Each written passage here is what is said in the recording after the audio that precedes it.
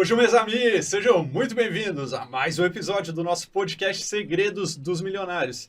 E hoje estou com ele aqui, meu sócio de First Class, o Mastermind que a gente está lá do Flávio Augusto, Caio Carneiro, Joel J.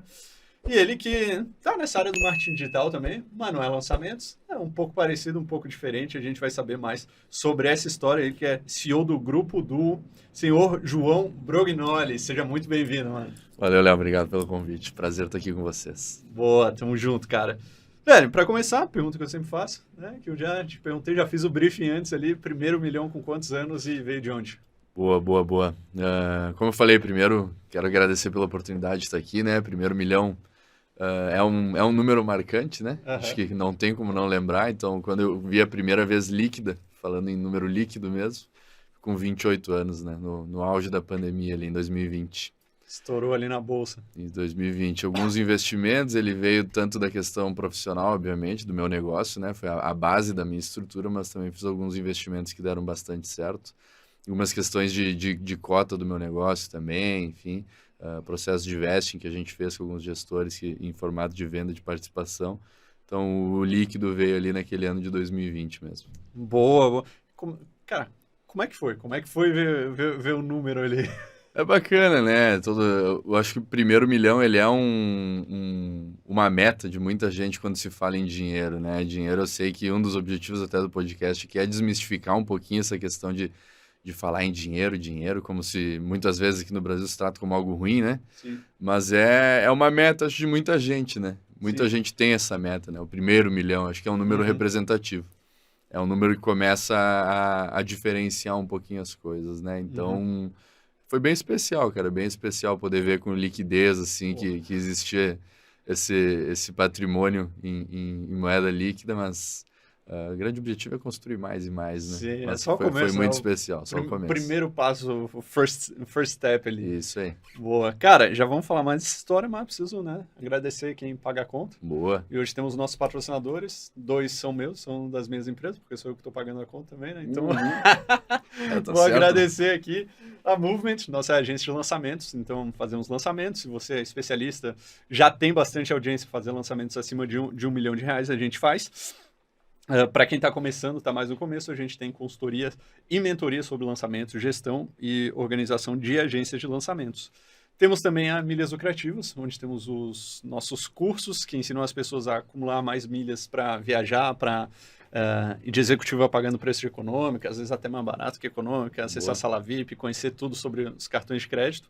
E também para os clientes de alta renda, a gente faz a própria gestão de milhas deles, porque a gente descobriu que os caras que ganham grana mesmo não querem fazer curso. É. E aí eles falaram, pô, se eu pagar para vocês, vocês organizam para mim? E a gente, pode Gerencia, ser.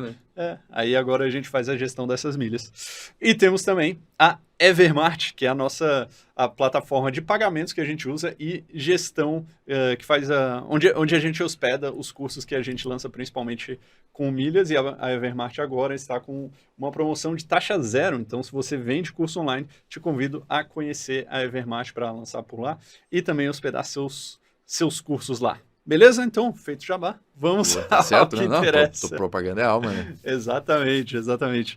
Cara, grupo Duo, que começou como agência. Fala, como é que começou isso aí? Como é que começou a tua vida no marketing digital, que, mais uma vez, deixando claro, não é o mercado de lançamentos, né? Não, isso aí.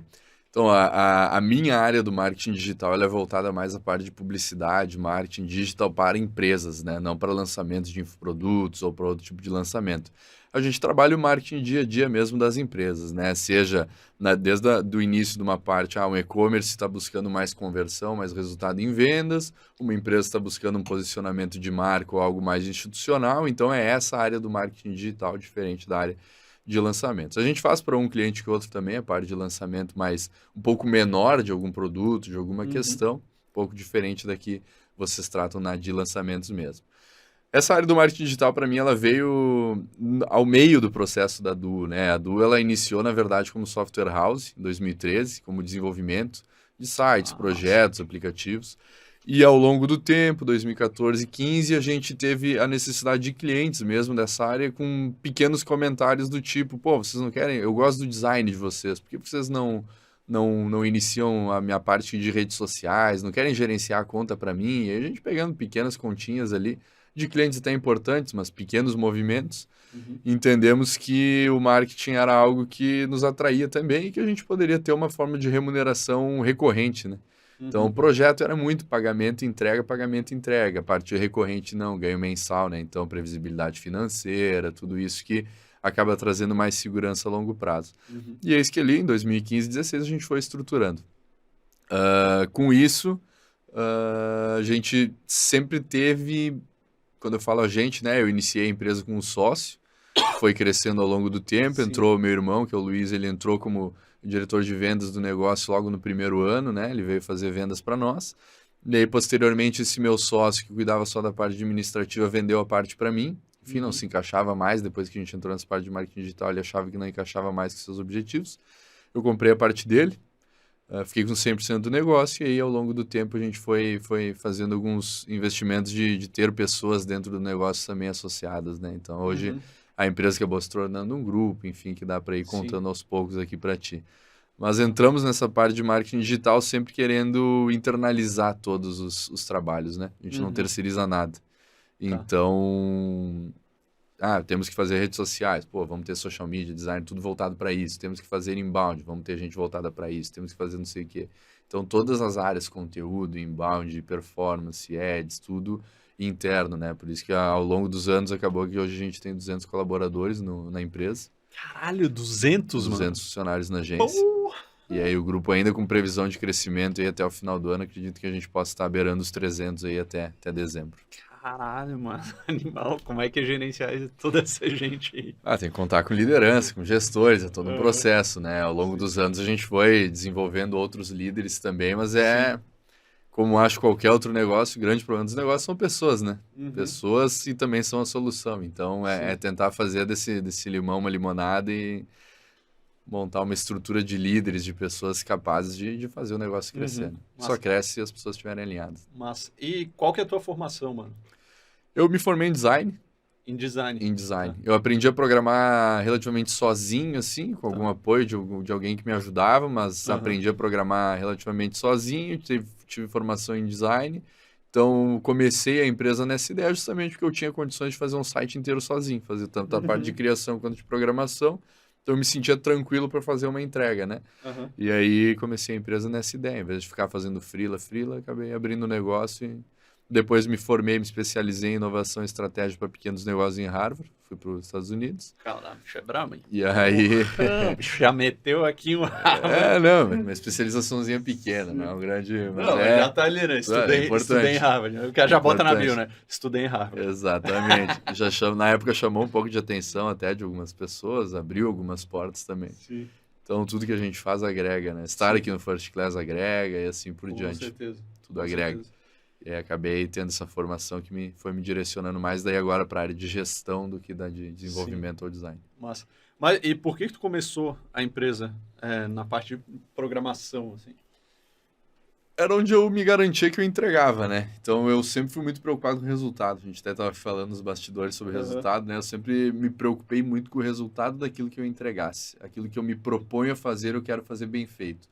E ali é onde eu me garantia, digamos assim. Eu sabia que eu conseguiria fazer o projeto completo e deixar o cara satisfeito a um valor na época que com certeza era bem competitivo, era muito melhor do que trabalhando com grandes agências. E a um prazo de entrega também que eu tinha certeza que era muito mais rápido. Porque eu comecei trabalhando muito, né? Trabalhei ao longo dos 10 anos de empresa que está se completando agora em setembro, durante 6 ou 7 anos. Foi a fio, né? 20, 22 horas por dia ali, 18, 20, 22. Que a galera não vê, né? Que a galera não vê, mas tudo bem. Foi a fio trabalhando muito e garantindo essas entregas em prazos curtíssimos que faziam eles fazerem novos projetos e automaticamente faziam ter uma remuneração um pouquinho, quase que recorrente em projetos, mesmo não sendo ganho mensal, né? Então, essa ideia de trabalhar muito, entregar rápido, entregar com qualidade é o que me fez ter um breve sucesso inicial ali no negócio. Cara, animal, mano. E aí, me fala assim, lá, tu é do Rio Grande do Sul, né? Rio Grande do Sul, Caxias do Sul. Caxias do Sul, excelente. Como é que foi a tua criação, assim?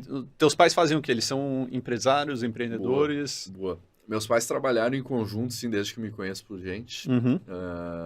Meu pai hoje é falecido, faleceu em 2019. A minha mãe sempre trabalhou junto a ele no negócio. Ele tinha uma representação de artigos funerários. Ao brasileiro ele vendia caixão. Então, Caralho. por longa vida, assim, ele fazia só essa parte. Então, eles empreenderam, digamos assim, abrindo uma empresa que fornecia o restante do que precisava, por exemplo, num velório. Então, é uma série de itens. Tem os ternos, tem enfim, tudo, as flores que vão em volta, o manto, Sim. tem um monte de questões. Ele e minha mãe abriram essa confecção em separado para oferecer para os mesmos, do qual ele representava a empresa, né, de artigos funerários. Ah, tá. Ele era representante De uma de uma empresa. empresa, ele E viu essa demanda e acabou exatamente. criando. Exatamente. Ah, Aí ele e minha mãe massa. faziam em conjunto essa parte de confecção. E aí depois, agregando um pequeno patrimôniozinho, ele começou a construir prédio. Construiu Tá. primeiro 3 casas geminadas, aquelas casas uma coladinha Sim. na outra, num bairro lá que ele tinha uns terrenos. Fez mais um triozinho de casas. Depois fez um prédio, 2 prédios, 3 prédios, enfim. E foi mais para essa área da construção, porque a parte de representação precisava viajar muito. Sim. E aí a de construção não, ficava mais... Sim. Mas continuou até o fim ali, tratando as duas questões, né? Sim. E tu sempre foi empreendedor? Sim. Não, E é? eu nunca fiz carteira de trabalho, né? Eu não Nunca. tenho até hoje, nunca fiz os documentos. Cara, eu tenho. Foi assinado uma vez pelo meu pai, porque ele falou, Aham, vai lá fazer para eu registrar, porque vai ser importante para ti, isso. para te se aposentar no futuro. Antes de eu abrir a Du, eu trabalhei com o meu irmão mais velho e com o do meio também, que depois veio se tornar meu sócio. Aham. Então, também nessa área de desenvolvimento, programava, enfim. E aí mas como era família, também não tem que assinar carteira, não tinha que fazer nada, tava tudo certo. Nunca Sim, tive o documento em si. sim, pode crer. E aí, com os teus pais, deu pra ver que, pô, tu pegou muito dessa Sim. visão empreendedora deles. Como é que era com relação ao dinheiro? O que eles falavam sobre dinheiro pra ti e pros teus irmãos? Boa. Assim, eu particularmente, se tu for ouvir outros podcasts que eu participei, discursos que eu faço nos aniversários de empresa, eu sempre agradeço ao meu pai pelos ensinamentos que eu tive, sabe? Então, eu Uhum. sempre levei muito em consideração tudo que ele me ensinou, porque ele particularmente veio de família, eu não vou dizer pobre a palavra, mas veio de extremamente humilde, no qual ele teve que construir tudo assim do zero, né? Então, família, cara, trabalhavam na roça quando eram novinhos, então, enfim, eu aprendi tudo muito com a forma dele de ver a vida e as coisas. Ao mesmo tempo que eles sempre viveram de uma maneira muito simples. Uhum. Então, eles nunca fizeram grandes viagens, nunca fizeram nada no qual, vou te dizer que talvez até nem tinham interesse nisso, porque não Uhum. conheciam esse mundo, então sempre foram pessoas que sempre guardaram muito dinheiro, nos ensinaram a poupar e poupar e poupar. Confesso que eu não levei esse lado tão a sério. Eu gosto um pouco mais de um certo luxo em alguns pontos da vida, Tá. mas ao mesmo tempo também, quando pequeno mesmo, 5, 7, 8 anos, a gente ia pra praia, enfim, todo final de ano, né? E no ano novo. E ele dava para nós, por exemplo, R$ 10 por dia para não ter que ficar pedindo dinheiro para picolé, esse tipo de coisa. Então ele dava R$ 10 para nós por dia. E, cara, eu guardava todos os 10, cara. Então a gente ficava, sei lá, 8 dias na praia e eu voltava para casa com 80. E assim tu juntou teu primeiro milhão. Ah, Olha. É o iniciozinho, É né? isso. É o iniciozinho. Então Nossa. eu tinha uma certa agonia de gastar. E eu via eles sempre poupando muito. Então, coisas de marca não existia, esse tipo de coisa a gente não ganhava, né? Uhum. Mas, ao mesmo tempo, parte de educação, comida, cara, nunca faltou nada, Nunca assim, faltou. escola particular, tudo certo. Nos deram tudo que eles valorizavam, então, digamos Sim. assim. Então, a gente Tá. sempre teve uma criação muito, muito boa nessa Uhum. parte. E quando é que virou essa questão pra ti, assim, de, pô, tu falou, pô, quando era criança guardava tudo, né? Só acumulava ali. Uhum. Quando é que tu começou a aproveitar mais, assim?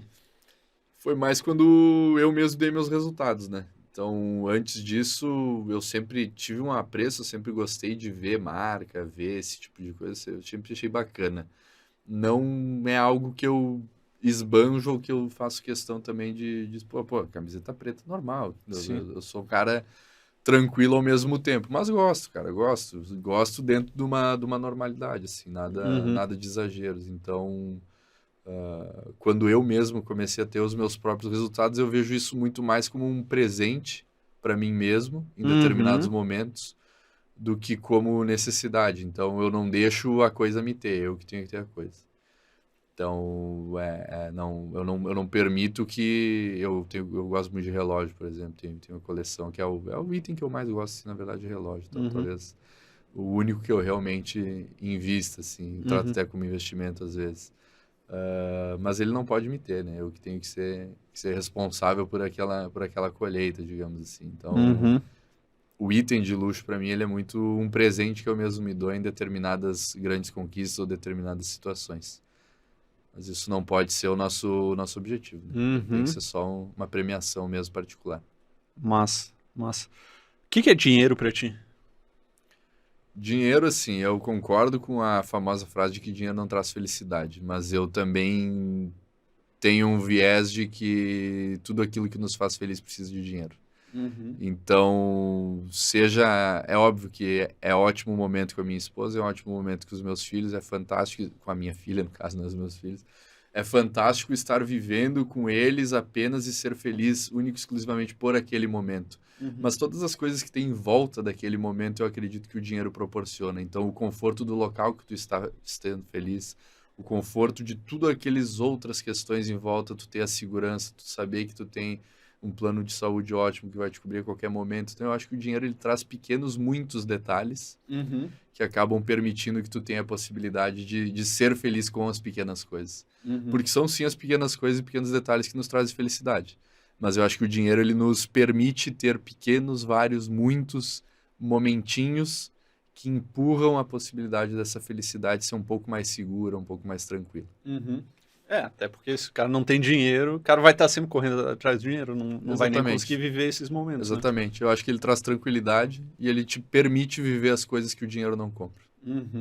Boa. Eu vejo muito o dinheiro fazendo uma analogia, cara, como oxigênio. Como oxigênio. Porque se tu pensar, cara, a gente tá pensando que precisa de oxigênio? Não tá. Porque a gente tem oxigênio em abundância. Agora, tu entra num lugar que tu não tem oxigênio, tu não consegue respirar direito. Exatamente. Não consegue. E aí fica louco atrás desse oxigênio. É a mesma coisa com dinheiro. Quando tu tem muito dinheiro, tu não precisa se preocupar com ele, e aí tu faz as coisas e aproveita as coisas que realmente... Não necessariamente o dinheiro que vai comprar, mas tu não precisa se preocupar com ele.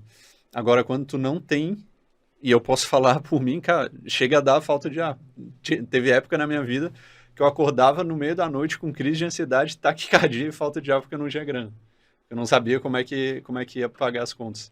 Então, eu vejo muito dinheiro como isso também, como oxigênio, cara. Como oxigênio. Faz sentido. Quais momentos que tu lembra que tu tem? Minha filha, quando nasceu, ela ficou 17 dias na UTI, porque ela nasceu prematura e teve uma pneumonia logo em seguida, então tinha problemas respiratórios. E se tu não tem, cara? Como é que faz? E digamos que precisasse... No fim deu tudo certo, foi tudo perfeito, sim, o andamento daqueles 17 dias foram ótimos, era para ter sido 90, foi em 17. Bom. Então, não, foi fantástico, o quadro de melhora muito rápido.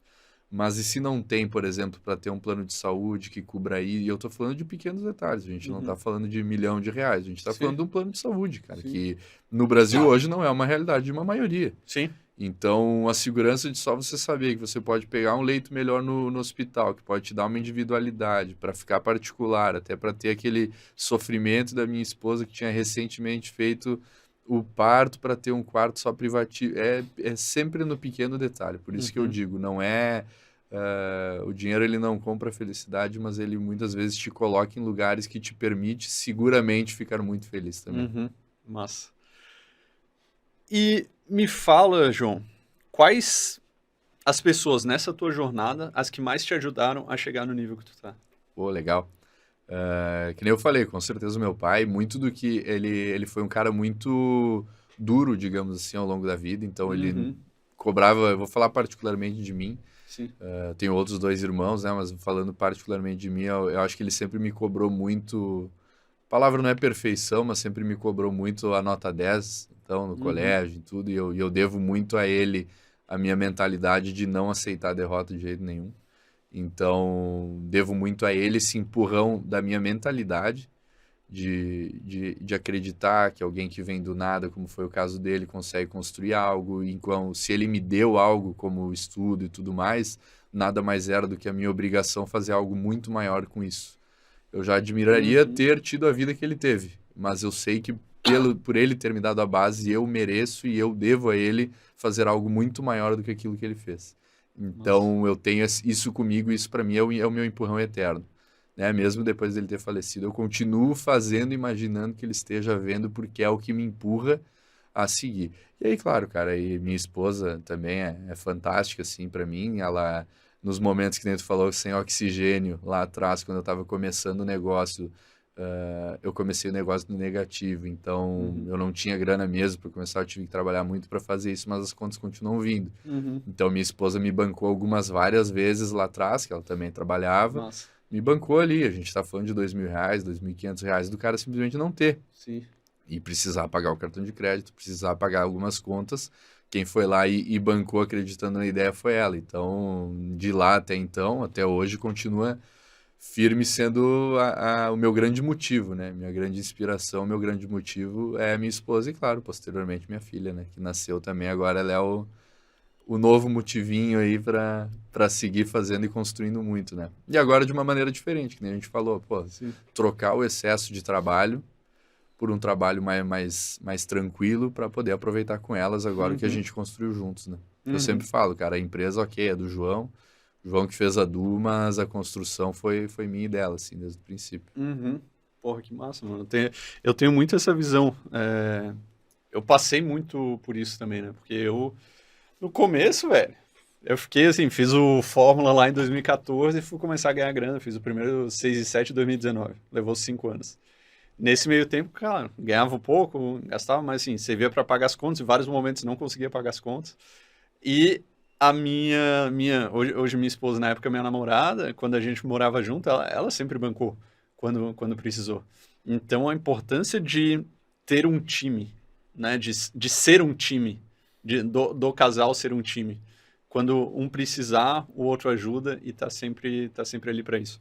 Muito É, massa esse ponto. e é bacana porque, vamos lá, se hoje a gente fosse solteiro, por exemplo, com o relativo patrimônio que o cara tem, seria muito fácil pessoas se aproximarem, né? Porra, Mas demais. enquanto não era ninguém, enfim, é diferente. Então, construir juntos, cara, para mim isso tem um valor Sim, gigante, cara. E aí é ela, é os nossos sócios ali da sim, empresa, essa construção em conjunta, eu valorizo demais, valorizo sim. muitas pessoas. Sim, massa. Eu costumo falar que ela me comprou na baixa. Comprou na baixa. E agora eu tenho que aproveitar. Até porque, assim, ela sempre trabalhou. Ela sempre teve dinheiro de família, Aham. né? Mas ela sempre teve o dinheiro dela também. Então, desde os 16 anos ela trabalhou como instrutora de esqui. E é uma das profissões que mais paga, né? Uhum. Paga muito bem em euro. Então ela sempre teve a grana dela. E durante todo o tempo que a gente esteve junto, ela trabalhou aqui em São Paulo como expatriada do Carrefour, ou seja, ganhava em euro, ganhava em euro morando aqui no Brasil, então bancava as coisas e tal.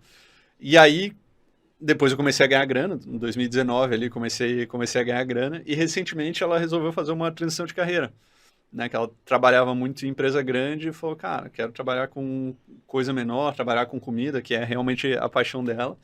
E de vez em quando ela ainda fica num sentimento assim de, putz, mas preciso ter grana para conseguir fazer as coisas, mas eu quero correr atrás do meu sonho e tal.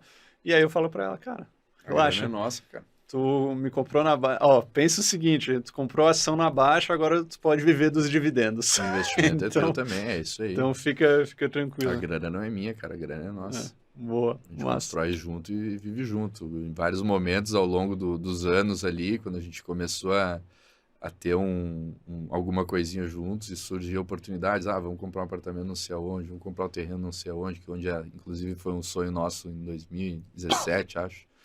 Um terreno num condomínio que era uma realidade completamente fora para nós, onde hoje fica a nossa casa, entendeu? Uhum, Então foi construído tudo junto, tudo massa, junto. massa. E quem que eram as pessoas que tu admirava ou admira ainda, né? Mas quando tava começando assim, olhava e falava, putz, esse cara é foda, essa mulher é foda, quero ser igual, quero ir nessa linha. Quem que eram teus modelos, assim? Sabe que eu nunca fui muito um cara de olhar pra. Eu sempre brinquei, por exemplo, cara, não tem ninguém que se hospede no Copacabana Palace que eu vou perder meu tempo pra ir lá olhar na sacada. Que nem os fãs vão, entendeu? Ou alguém que desça no aeroporto e o Sim, Neymar desceu no aeroporto, vamos lá ver. Cara, não tem ninguém assim que eu seja fã falando na questão global, figura famosa. sim, Que eu, nossa, eu vou ir lá porque eu quero muito ver aquela pessoa. Uhum. Mas assim, acompanhando, pô, o Flávio é um cara que eu admiro, eu acompanho o GV há muito tempo, e não é uma admiração só porque o cara é bilionário, eu acho que a maneira com a qual ele transmite, e muito do que tu fala aqui da questão do dinheiro, a maneira com a qual ele vê o que o dinheiro transforma na vida da pessoa, independente se ele é bilionário, que é outro nível do jogo, né? Mas, cara, a maneira com que ele vê as coisas eu acho fantástica, assim, fantástica. A maneira com a qual ele usa e com a qual ele deixa claro que ele demonstra a maneira que, enfim, não sei nem explicar tão bem, mas eu acho que tu só acompanha o Geração de O Valor. GV, pô, mais de 10 anos, desde Pois a é. época do Facebook ali. Justamente, só a maneira com a qual ele deixa claro para as pessoas que, pô, não é porque ele tem a mansão que ele tá esbanjando, cara. Se ele pode comprar, se ele pode ter 20 pessoas trabalhando dentro de casa, cara, o problema é dele. Uhum. Então, e nem por isso ele precisa ser arrogante ou ele precisa ser uma pessoa que não transmite ali. Uhum. As pessoas perguntam muito para ele, mas por que tu fica dedicando teu tempo aqui? Cara, é porque eu quero. E ponto, entendeu? Uhum. Então, isso eu admiro muito. Esse lado do eu não tenho que ficar explicando por que eu faço as coisas ou deixo de fazer. Eu quero fazer e acabou. Sim. Então, eu gosto muito da forma dele de ver as coisas, dessa visão, assim, Uhum. até estratégica de se posicionar, Sim. né? Sim. Como pessoa. Cara, ele começou uma parada que eu acho que ele talvez tenha sido o cara que mais, direto ou indiretamente, formou milionários no Sim. Brasil. Porque desde quando ele começou o GV, lá, o Geração de Valor, há mais de 10 anos, lá no Facebook, compartilhando, que é o mesmo propósito que a gente tem aqui, é levar para todo mundo. Levar para todo mundo. Mas, cara, na época ninguém fazia isso, não tinha, não tinha nada disso. E a gente fala muito sobre a gente nesse mercado digital, principalmente, né? Sobre o poder do ambiente. De tu estar no ambiente certo, ouvir as Certeza. coisas, e tu vai ser a consequência daquele ambiente. Né? Porque, pô, não adianta tu ter uma puta força de vontade, um puta conhecimento e estar no ambiente errado. O ambiente sempre vai ser mais forte. Sempre vai ser mais forte. Só que é aquela, pô, tu tem 18, 20 anos. Não tem grana, teus amigos só querem ir pra festa. É o Cara, teu ambiente, cara. Como é que tu vai... Ah, pô, tem o first class, legal. Cara, Não é tem como 250 mil, como é que eu vou entrar nesse ambiente? E aí, o ambiente, ele pode ser óbvio, o ambiente físico, mas as coisas que tu vê e que tu escuta. Sim. Então, os textos que tu lê, os livros que tu lê, os vídeos que tu assiste, os podcasts que tu ouve. E o Flávio meio que começou com isso, há mais de 10 anos, lá no GV. Pô, eu começando, meus amigos só queriam saber de festa, aí eu perdi a vontade de estar com eles, porque eu queria outras coisas e estava sempre acompanhando de ver, sempre acompanhando de ver, sempre acompanhando de ver. Então, o Flávio realmente ele teve muito, muito impacto, acho que não só pra gente, mas pra toda a geração, né? Ele é o primeiro que eu vi falando sobre desmistificação do dinheiro, cara. Que o dinheiro é um mito. E ele é o primeiro bilionário que eu vi disponível. A entregar conhecimento totalmente gratuito.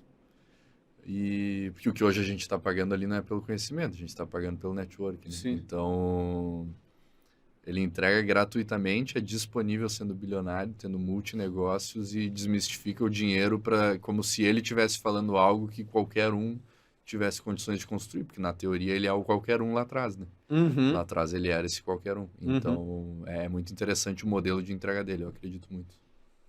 Demais, demais. E aí, cara, vamos lá. Tu chegou a estudar sobre dinheiro? Não. Foi uma coisa que foi acontecendo, assim. Totalmente sem querer. Cara, eu até vou... Às vezes eu fico até meio preocupado, porque quando eu ouço pessoas que falam de grana, de como que se investe, como que se guarda, como que se... Enfim, eu faço tudo meio que o contrário. Aí às vezes eu fico até meio preocupado. Eu fico pensando, alguma coisa vai dar errado uma hora aí, porque eu tô indo pelo caminho contrário. As histórias já trazem seu padrão de vida em tantos anos, de não sei o que, tal. Cara, eu faço tudo errado, sim. Mas estamos indo. Cara, mas tu sabe que um dos objetivos desse podcast é trazer pessoas de várias áreas diferentes, conhecimentos diferentes, histórias diferentes, até para mostrar, cara, existem várias maneiras de chegar lá, né? Uhum. Não é só fazendo de um jeito. Mas eu vejo uma coisa em comum. Eu vejo uma das coisas em comum nesse lance que tu falou. Porque os educadores financeiros, eles falam, atrás do seu padrão de vida, cria uma reserva de emergência e tal. E eu vejo muita gente, eu inclusive, pelo que tu falou, tu também, cara, entre aspas, gastando para viver, para estar junto, estar próximo, né, de outras pessoas que já estão lá. Porque é o que a gente falou, o lance do ambiente, né? Uhum. Então, pô, se tu anda com 5 milionários, não tem como tu não ser o sexto. Tu não ser o sexto. O que tu precisa fazer para andar com 5 milionários? Cara, é óbvio que é mais caro tu andar com 5 milionários. Ninguém vai pagar todas as coisas para tu ir junto. Mas tu vê isso como um investimento. Sim. Cara, eu meti o louco a vida inteira nesse sentido de eu vou fazer e, sei lá, depois eu vejo como. Então vou gastar e depois eu pedalo e lá na frente eu vejo qual é que é e eu vou atrás para recuperar e tudo certo. Então eu fiz muito da empresa e muito da minha vida pautado e que nem eu sempre brinco, cara, eu não indicaria fazer isso. E eu acho que os caras da educação financeira, eles não estão errados, porque ao mesmo tempo a maioria das pessoas, elas não têm o coração pronto para a hora que der o problema, porque vai dar o problema. Sim. A gente vai ter a noite que a gente não vai dormir, cara. E essa noite ela pesa muito. E se tu não tá pronto para entender que no dia seguinte tu tem que levantar e tem que ir lá fazer de novo, aí que tu te afunda. E aí tu afunda tudo que tu apostou lá atrás. Então, por que eu não indico? Porque eu não sei para quem eu tô indicando. Sim. Eu me garanto que se hoje eu for pro zero de novo, cara, eu não tenho problema nenhum. Eu faço levantar de novo de alguma outra maneira, pode ser até em outra área. Porque a gente sabe, como o Joel fala, o trabalho devolve, então trabalhar eu me garanto que eu vou trabalhar. Mas do restante, cara, que nem tu comentou, eu valorizo muito. Eu sempre achei que tem muito valor o carro que tu chega, o relógio que tu usa, a forma com qual tu se veste. Então, para quem tá do outro lado da mesa, principalmente quando tu não é ninguém, depois que tu é alguém, tu até pode te colocar no direito. Quando eu falo ser alguém ou não ser alguém, é no mundo dos negócios, né? Não que alguém valha mais que o outro. Mas no mundo dos negócios, a maneira que tu te porta a pessoa que tá do outro lado da mesa tem muito valor, cara. Tem muito valor. E o tamanho da empresa que tu vai estar conversando, no meu caso, para estar de pau a pau ali com os caras, tu tem que estar muito bem portado. Então, o carro que chega influencia, o relógio que usa influencia, por teu funcionário isso influencia porque eles comentam, eles querem o chefe. As pessoas, elas querem seguir padrões de sucesso. Elas podem dizer que elas não querem, que elas não vão dar valor àquilo, ou que elas não querem ter aquilo daquele sumo valor, mas elas valorizam e elas querem seguir alguém que tem sucesso. As pessoas, elas querem muito seguir os padrões que fazem sentido para elas, no qual elas veem, tá, mas aquela pessoa, ela já é casada, já tem filho, não sei o que, tem sucesso, tem empresa, então, pô, alguma coisa certa o cara é obrigado a estar fazendo, entendeu? Então, as pessoas buscam muito seguir padrões de sucesso. E é nossa responsabilidade, muitas vezes, como líder, de expor isso. Então, eu não posso ser um líder, cara, hoje dentro do meu negócio, jogado pro lado. Eu estou, por exemplo, fazendo aquisição de outras empresas. Essas empresas que a gente compra, os líderes dessas empresas, eles não podem me ver como futuro líder deles, sendo uma pessoa a quem aquilo que se espera. Então é muito importante, sim, a maneira que tu chega, a maneira que tu se veste, a maneira que tu se porta. E aí, claro, depois tu tem que entregar resultado. Sim. Tem que entregar resultado. Só chegar também é barato. É muito barato tu comprar o relógio, tu comprar não sei o quê, tu faz até financiado, se for o caso.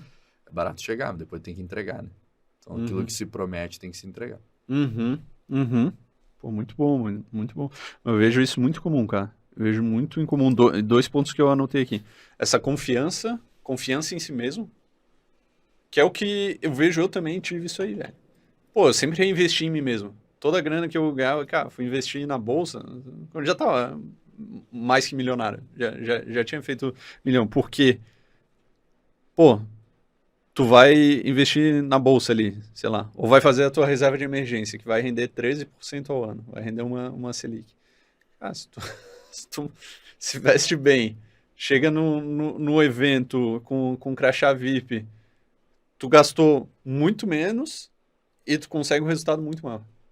Porque tu faz negócio. O negócio vai gerar muito mais. Cara, tu colocar na cabeça das pessoas que isso é investimento é muito difícil. Eu acho que isso é um dos segredos aqui que pode agregar ao podcast. Tu colocar na cabeça das pessoas que o relógio, o carro, a forma que tu se veste, o quanto tu gasta para estar em determinado local, como é o First Class, por exemplo. Tudo isso é retorno financeiro, que as pessoas acham que é gasto e que é um valor abusivo e absurdo. Não, é aí que vira a cabeça, é aí que tá um dos segredos, né? Tu tem que ver como investimento, cara. É impossível se você não conseguir fazer um negócio dentro de um local como esse, aí você tá falhando como profissional. você Uhum. está falhando na sua tarefa de ser ali um líder que fomenta networking. Agora, Uhum. cara, se tu vai num evento desse, se você, com tudo que eles disponibilizam de ferramenta, além do investimento, tem o que as ferramentas que são disponibilizadas, pô. O Sim. espaço que é dado para cada um, as dinâmicas que são feitas. Se você não fizer nenhum negócio, cara, aí o erro tá em você. Mas se tu fizer 2 negócios, já tá pago pro Tá resto da pago. vida. E não é só o evento, é o relógio, o carro, tá tudo pago. Fazendo uma vez certo, tá tudo pago. Exatamente. E aí se Exatamente. reverte. Bom, bom. E aqui vamos anotando os segredos dos milionários, né? Isso aí. Massa, cara. Espero que eu possa agregar um pouquinho. Eu sou Pô, pequeno ainda tem nesse mundo, bastante aqui, mas dá mano. pra Tem agregar alguma bastante, coisa. tem bastante. Já anotei bastante aqui, velho. Pô, que bom. Estamos com meia hora de podcast só. Cara, e falando um pouco do. Beleza, falamos muito do que dá certo, mas um pouco. Teve coisa que deu errado, principalmente no começo, talvez, ou foi um crescimento em linha reta, ou teve tombos ali no meio? Como é que foi? Tombos isso aí? grandes. Tombos grandes no meio. A gente teve processo trabalhista do primeiro funcionário que foi alto pra caramba na época. Caralho. Foi um baque grande pra caramba pra pagar e tudo mais. Eu tive que fazer a compra desse sócio que optou por sair. Então eu também não estava preparado na época para isso, mas tive que fazer. Então foram vários vai e vem do negócio assim que preocupam, né? Muita confiança em gestor que não entregava, tive que devolver grana para cliente, por exemplo. Então teve muito problema ao longo do caminho, né? Uhum. E é aquela história da confiança para dar a volta, cara. E aí pega grana em banco, pega capital de giro, faz acontecer, porque vai ter que dar certo isso aqui, cara. Eu me comprometi lá atrás e agora vai dar certo. E hoje, sim, a gente está fazendo 10 anos de empresa, vou te ser franco que eu sempre ouvi que era no 10º ano da empresa que o negócio dava certo. Uhum. E olha, é mais ou menos por aí. Porque o dar certo também é relativo. Deu Sim, certo relativo. lá atrás, o pequeno certo Claro. deu lá atrás. Mas o grande certo tá dando agora. Massa. Agora é explosão, cara. A gente tá fazendo grupo, tá adquirindo negócios, tá fomentando para dentro, tá prevendo já um futuro ali muito mais próspero, começando a olhar EBITDA, começando a olhar como melhorar a margem. Então o negócio está se profissionalizando muito. Uhum. Normalmente a agência é só uma agência, né? É a Sim. galera ali que se reuniu para fazer a rede social e dificilmente pensam em negócio. Pô, a gente tem conselho de governança, a gente tem toda uma auditoria do negócio, é um projeto muito interessante, né? Um projeto mais do que uma agência. Hoje eu falo que é uma empresa de negócio, não é uma empresa de marketing digital apenas, né? Então tem muito negócio sendo feito por trás que tá fomentando a agência. Uhum. Mas o grande foco é em fazer negócio grande. Uhum. Nossa. E o que tu faria diferente para chegar no primeiro milhão mais rápido? São as escolhas, cara. Eu gosto de dizer que se chegou é porque deu certo, independente dos percalços, né? Uhum. Então, teria feito algumas escolhas de alguns erros. Eu evitei muitas conversas difíceis que tinha que ter tido. Uhum. E eu acho que eu segui gastando energia naquilo que eu já sabia que ia dar errado. Então, tem muita coisa que tu olha e tu fala, cara, isso aqui não vai dar certo. Mas vamos lá, porque talvez dê. Mas no fundo, no teu fundo, tu sabe que não vai dar certo. E eu ficava gastando muita energia nisso. E aí eu acabava preocupado com o quê? Mas se eu gastar essa energia, eu vou ter que devolver para o cliente 10 mil reais. E na época, 10 mil reais era muito dinheiro. Uhum. Então eu ficava insistindo em fazer dar certo por causa de 10 mil. Era muito mais fácil ter largado. Uhum. E no dia seguinte ter começado outra coisa. Então eu demandei muita energia em coisas que eu sabia que não tinham como dar certo. Por uma questão financeira, no caso, mas que, enfim, acho que faltou um pouco de experiência. Sim. E evitar conversas difíceis que tem que ter ao longo do tempo. Né? Evitar conversas difíceis. Não queria ter as conversas que tinha que ter tido, com gestores que tinha que ter tirado mais cedo, com movimentos que tinham que ter sido feitos, que dependiam de uma conversa minha como gestor geral do negócio. E eu acabei não tendo, né? Então, evitar conversas difíceis, eu tenho certeza que atrasou muito de acelerar o negócio. Uhum. Porque ninguém quer ter conversa difícil, né, cara? É chato, né, cara? É o papel chato da liderança. Uhum. O principal que eu vejo, que eu não gosto, é feedback negativo. Uhum. Não gosto de dar, tenho pavor, não vai totalmente contra a minha... Tem 2 pontos disso. Eu acho que é muita perda de tempo dar feedback negativo, porque tu está falando de algo que não vai levar nada para frente. Ao mesmo tempo, se tu não der, tu tá atrasando algo que poderia já ser resolvido de uma vez. Então, para mim é ruim. Ainda tenho que melhorar muito nisso. Entendi. Cara, e qual que foi a principal virada de chave que tu teve para ter chegado no primeiro 1 milhão? Cara, o entendimento de liquidez de investimento e de que se eu compartilhasse o negócio com outras pessoas fariam chegar mais rápido também. Então, não ganhar sozinho e sim compartilhar com os outros. E aí a gente começou a ter uma responsabilidade maior de quem tinha porcentagem do negócio, de quem estava participando junto, né, no modelo de negociação que a gente fez. E o entendimento da liquidez também, como fazer multi-investimentos, né? Eu não posso ganhar só de um lado, não posso depender do meu salário de uma retirada, eu tenho que ter outras fontes de renda também. Aí vai dos investimentos variados que faz, né? Mas dividir, compartilhar, a gente fala dividir para somar, né? Compartilhar um pouco para que esses outros também deem resultado para você e multiplicar as fontes, né? Mais de uma fonte. Você falou esse lance, né, de dividir as fatias para crescer o bolo. Isso, hein? Para crescer o bolo. Como é que vocês fizeram isso? Cara, eu criei um processo de vesting no qual eu determinei uma porcentagem do negócio que eu pudesse distribuir entre gestores e pessoas que tivessem interesse em ser sócio. Claro, não é eu quero. Não, tem que ser pré-escolha. Eu quero. A empresa de capital aberto. Né? Então, eu montei dessa maneira entendendo que no futuro, por exemplo, se eu vir a participar de um M&A, alguma coisa com o grupo, essas pessoas possam ter um ganho maior do que simplesmente o salário delas, o prolabore delas, etc. Então, eles vão ter uma fatia no sucesso final ou numa divisão de lucros. E a gente criou um processo de vesting no qual elas não simplesmente ganham esse valor, né? Elas adquirem uma porcentagem da empresa dentro das cotas que estão disponíveis. Então, dos meus 100% eu disponibilizei X para que possa ser distribuído da maneira que a gente entender que faz sentido para determinadas pessoas, né? Então, hoje já tem algumas pessoas que fazem parte do nosso quadro. Tem quantos sócios hoje? Cara, o número exato, vou te dizer, eu acho que são 12 ou 13 pessoas já que estão dentro do negócio. Que estão dentro do negócio, além dos sócios das outras empresas do grupo, sim. Mas a galera que começou como a galera funcionário da ali... pensando em Du, tem umas 12 pessoas mais ou menos no nosso quadro. Massa, mano. Mano. Eu gosto muito disso. Estamos nesse caminho. A gente tá com 5 sócios, 3 que são funcionários, né? Que bacana demais. Cara, começaram ali. Eu vejo isso como um caminho sem volta, assim, porque o mercado ele tá muito agressivo, né? Em levar e trazer pessoas, principalmente nessa nossa área do digital. Sim. Então, cara, a gente tem que se abraçar junto para fazer um negócio dar certo. Sim. E esse foi o melhor caminho que eu encontrei e particularmente estou gostando muito do resultado disso. Massa. Cara, essa foi, tu falou que foi uma virada de chave pra ti e foi uma pra mim também, mano.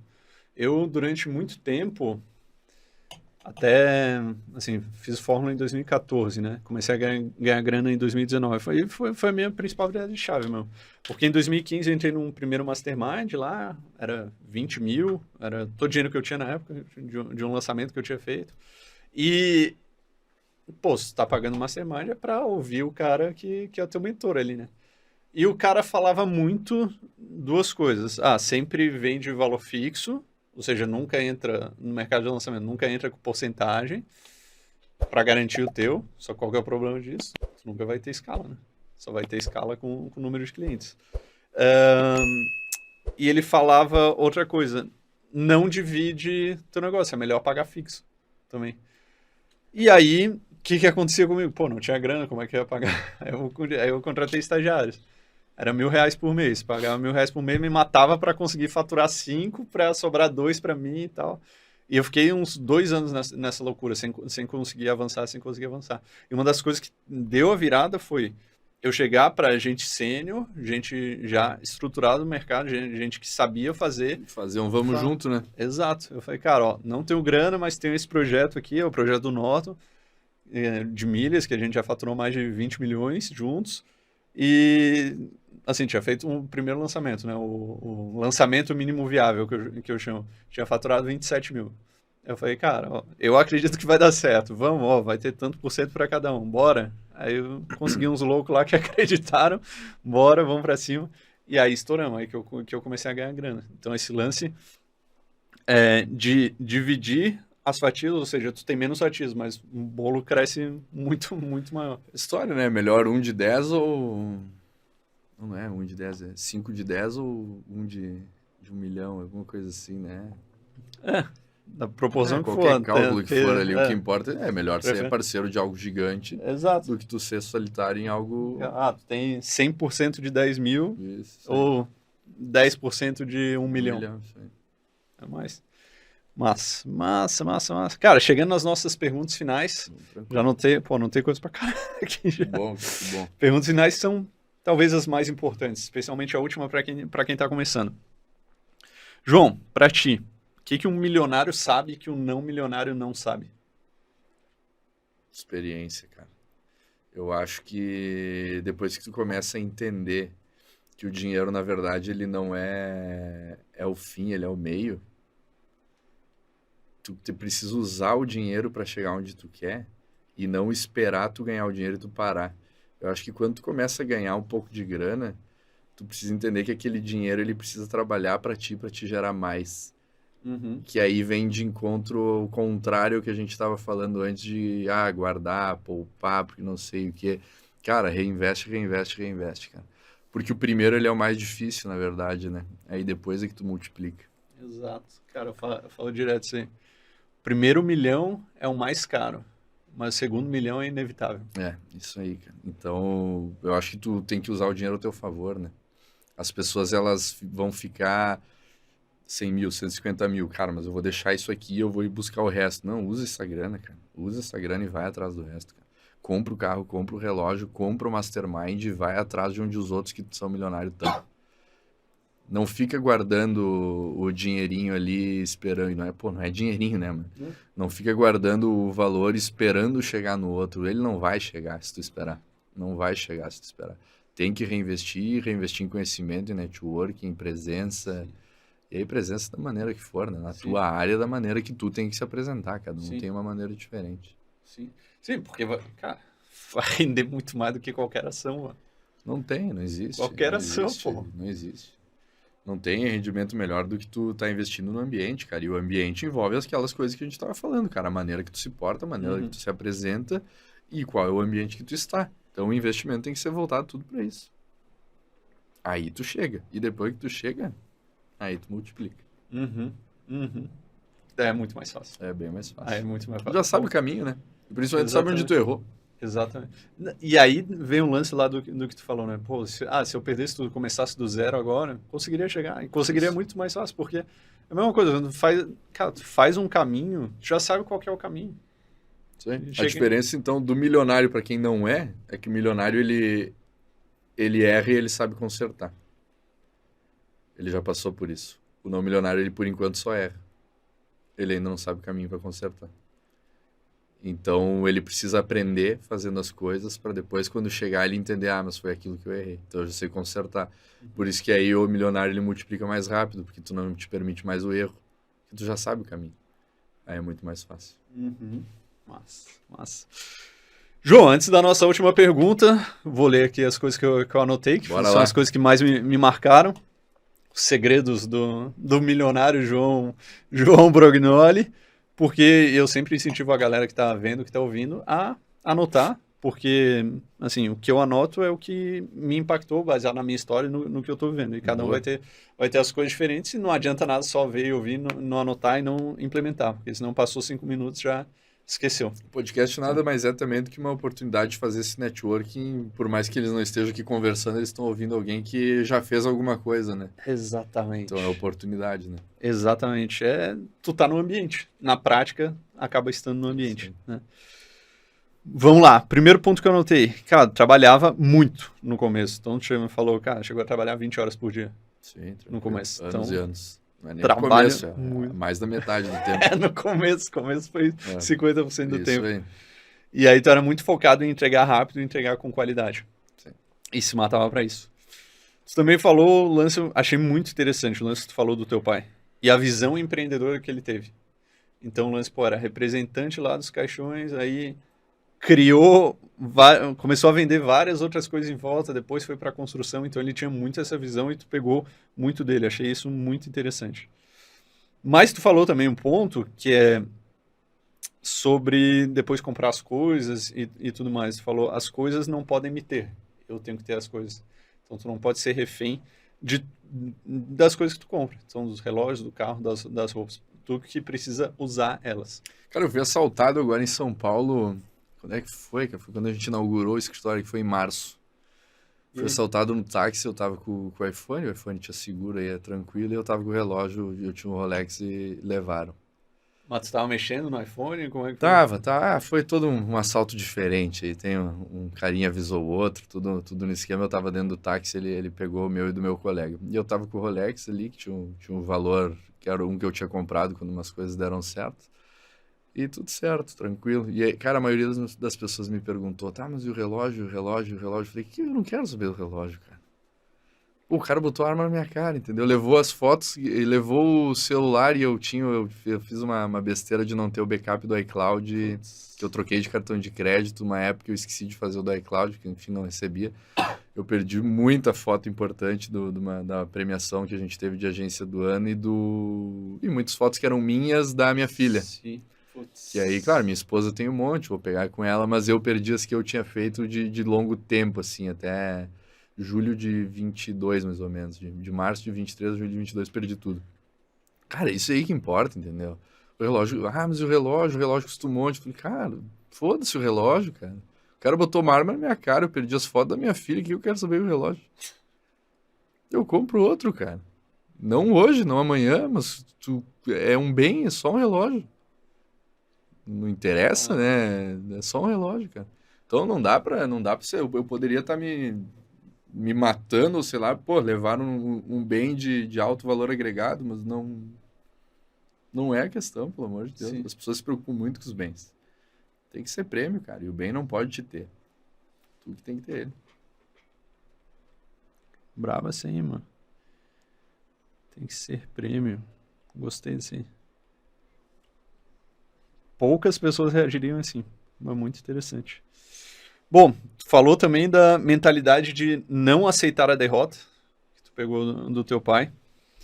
Aí uma parada que me marcou muito foi quando tu falou que a tua esposa te bancou quando precisou, no Sim. começo. Então, um lance de ser um time de ser um só, de ajudar. Cara, eu falo muito pra ela e já falei pra outras pessoas também. Pode ser que em algum momento eu acabe sendo o principal pilar da nossa família pela proporção que tomou o negócio, né? Sim. Mas, cara, o que ela me ajudou lá atrás proporcionalmente, eu vou ter que me esforçar muito pra dar pra ela, porque, cara, tu não ter nada, assim, tu não ter como pagar uma continha ali, ter alguém que vai lá e acredita e coloca tudo que ela tinha também, porque ela também não tinha, era o que ela ganhava no trabalho dela, foi tudo direto, cara. Sim.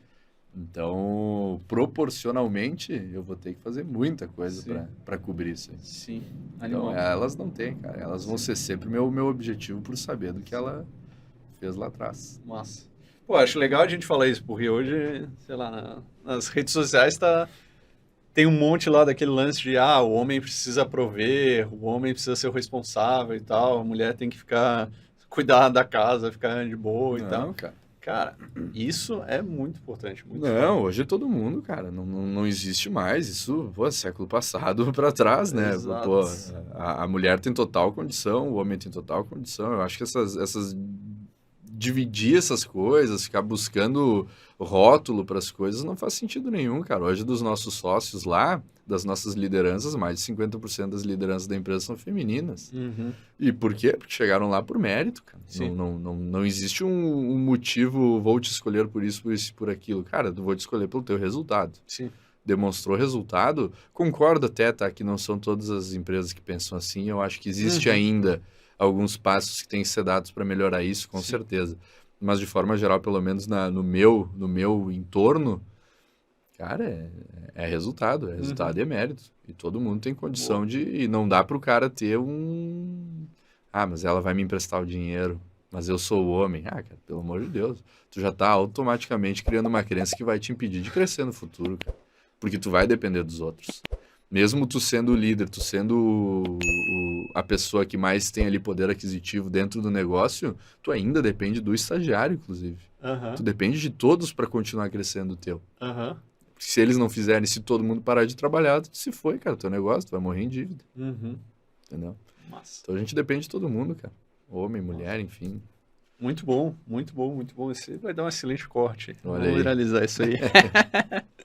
Cara, tu falou também sobre a confiança que tu teve em si mesmo. Então, tu falou que foi vida louca. Foi indo, foi fazendo e que deu certo. E eu compartilho dessa visão. Eu não indico. Tem que tomar cuidado para quem vai indicar. Cuidado. Mas eu sou assim também. Falou que as pessoas querem seguir quem tem sucesso. Então, a importância de tu aparentar e ver eu chamei de posicionamento, né? Ver o teu posicionamento como investimento. A maneira como se veste, as coisas que tu tem, o que tu aparenta e o ambiente que tu está, tudo isso é um investimento. Uhum. Também anotei aqui o lance que tu falou que tu gastou muita energia com coisa que tu sabia que ia dar errado. Tomar cuidado com isso, porque a gente tem essa tendência, né? Nossa, é que na verdade, quando tu não tem experiência por outros motivos, tu não sabe também 100% que vai dar errado, tu ainda acha que pode dar certo. Sim. Senão Depois não que ia tu ter passa uma, continuado, né? duas, o problema é continuar fazendo errado, entendeu? Uhum. Então, todo mundo vai demandar uma energia em algo errado em algum momento. Mas depois que tu passa por isso, tem que ter uma consciência maior do porquê. E aí eu acho que vale muito a reflexão do entender quando tu erra o porquê tu errou. Uhum. O porquê que deu errado e deixar o ego de lado de que, errou porque os caras lá erraram. Não, cara, tu tomou a decisão errada de deixar os caras errarem. Uhum. Então, deixar o ego de lado também em muitos momentos de encontrar o culpado às vezes dentro de si mesmo e entender que tu não pode cometer aquele erro de novo mais de uma vez. Uhum. Senão isso vai continuar te atrasando. E atrasar crescimento é uma das piores coisas que pode ter no negócio. Né? Tu tem que estar focado em crescer. Cara, atrasar crescimento. Muito bom, muito bom. E aí, o último ponto que eu anotei antes da nossa última pergunta aqui é... Tu falou, a principal virada de chave foi para mim também, que é dividir as fatias do bolo para crescer o bolo e no final ter muito mais. Isso foi, para mim, foi isso aí também. Cara, antes da gente falar da última pergunta, como é que o pessoal te acha aí nas redes sociais? Ou é para te achar ou não é para te achar? Pode me achar, mas eu não sou influencer, não tenho grandes números nas redes. Mas @João Brognoli, normal, liso, tanto no Instagram. Conseguiu esse arroba aí, mano? Consegui. Até tenho problema, às vezes tem um fotógrafo que é João P. Brognoli e postam algumas coisas me marcando, às vezes, foto do João Brognoli, eu olho e penso, não foi eu que fiz isso aí, mas tudo bem. João Brognoli, tanto no LinkedIn quanto no Instagram. Cara, eu sou extremamente acessível, tá? Participei de alguns poucos podcasts nessa vida, até agradeço novamente o convite. Tamo junto. E todo mundo que me procurou depois para conversar sobre, porque gostou, enfim, sou bem tranquilo quanto a responder. Enfim, eu não tenho grande volume, né? Como eu falei, não sou Tem que influencer. aproveitar enquanto não tá famoso. Exatamente, assim, né? exatamente. Nem pretendo ficar, tá? Mas depois desse podcast aqui... Agora eu vou ficar famoso. Mano, que Nós vamos viralizar algum aí. eu vou te dizer? Isso. Mas bem tranquilo, cara. Respondo todo mundo. Dentro de um tempo hábil, assim, respondo todo mundo. Bola. Então, já siga lá, @João Brognoli. Aproveite e me siga também, @LeoSoares8S. Siga o Insta do nosso podcast, @Segredos dos Milionários PDC. E agora, vale seguir o Léo pra ver as férias, né? Férias bonitas. Recentemente, quem seguiu o Léo aí ficou com bastante inveja. E esse verão vai ter mais conteúdo, né? Eu, como um blogueiro de viagem, ainda vou para Barcelona, depois Côte d'Azur, depois Grécia e Albânia. Então temos bons drinks, boas comidas e boas paisagens. Boas paisagens. Tem que aproveitar a vida, né, cara? Certíssimo. Não adianta o cara só trabalhar, esse é o espírito. Esse é o espírito. Boa. João, cara, pra gente encerrar, mano.